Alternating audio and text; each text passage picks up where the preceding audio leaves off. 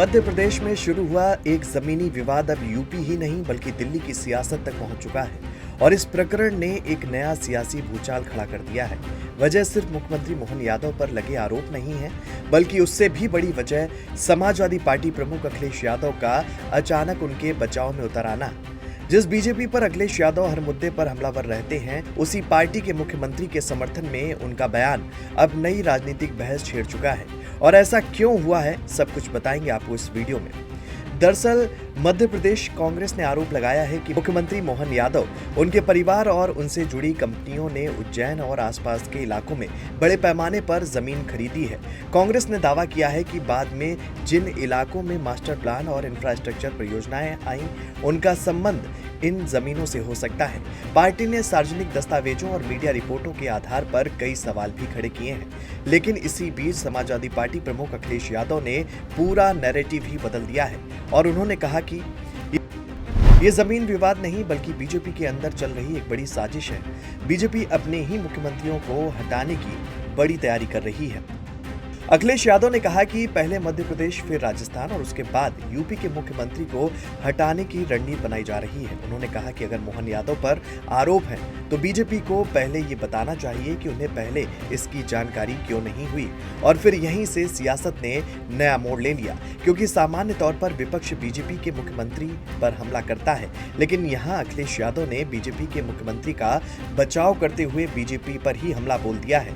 राजनीतिक जानकार इसे एक बड़ा राजनीतिक दांव मान रहे हैं, लेकिन मामला यहीं नहीं रुका। अब यूपी सरकार के मंत्री सुभाषपा प्रमुख ओम प्रकाश राजभर भी मैदान में उतर आए हैं। उन्होंने सोशल मीडिया पर लंबी पोस्ट लिखकर अखिलेश यादव पर कई गंभीर आरोप लगाए हैं। आखिर मोहन यादव को लेकर इतना हल्ला क्यों मचाया जा रहा है? असली कहानी मध्य प्रदेश कैडर के आईएएस अधिकारी भरत यादव और उनसे जुड़े कथित निवेश की है। मध्य प्रदेश और यूपी के कुछ प्रभावशाली लोगों का निवेश छिपा हुआ है और इसी वजह से अखिलेश यादव अचानक सक्रिय हो गए हैं। राजभर ने यहां तक कहा कि जमीन के मामलों में सैफई परिवार पहले भी विवादों में रहा है। उन्होंने आगरा लखनऊ एक्सप्रेसवे का जिक्र करते हुए पुराने आरोपों को भी दोहराया।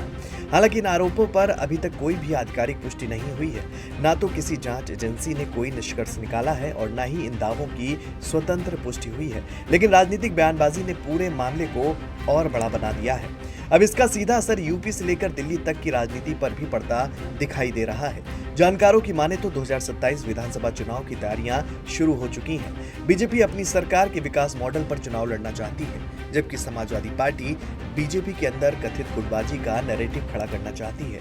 राजनीतिक जानकार मानते हैं कि अखिलेश यादव एक साथ दो निशाने साधने की कोशिश कर रहे हैं। पहला, बीजेपी के भीतर अस्थिरता का संदेश देना, और दूसरा, यूपी में मुख्यमंत्री योगी आदित्यनाथ को लेकर चल रही चर्चाओं को हवा देना। वहीं बीजेपी इस पूरे मामले को विपक्ष की राजनीति और ध्यान भटकाने की कोशिश बता रही है। लेकिन इतना तो जरूर है कि मध्य प्रदेश का ये जमीन विवाद अब सिर्फ मध्य प्रदेश तक सीमित नहीं रहा। इसमें यूपी, राजस्थान और 2027 का चुनावी गणित भी जुड़ गया है। सबसे दिलचस्प बात यह है कि एक तरफ अखिलेश यादव बीजेपी के मुख्यमंत्री का बचाव कर रहे हैं और दूसरी तरफ 2027 में बीजेपी सरकार को हटाने का दावा भी कर रहे हैं। फिलहाल ये लड़ाई सिर्फ जमीन की नहीं बल्कि राजनीतिक धारणा की बन चुकी है, क्योंकि पहली बार बीजेपी के एक मुख्यमंत्री के समर्थन में अखिलेश यादव खुलकर उतरते हुए नजर आ रहे हैं। ऐसे में सवाल सिर्फ मध्य प्रदेश का नहीं बल्कि यूपी की सियासत का भी है। क्या ये आने वाले बड़े राजनीतिक फेरबदल का संकेत है या फिर 2027 से पहले शुरू हुई नई चुनावी पटकथा? यही आने वाले दिनों की सबसे बड़ी कहानी होगी। कैमरामैन शेखर के साथ में मैं शोभित पाठक, जेएमडी न्यूज़।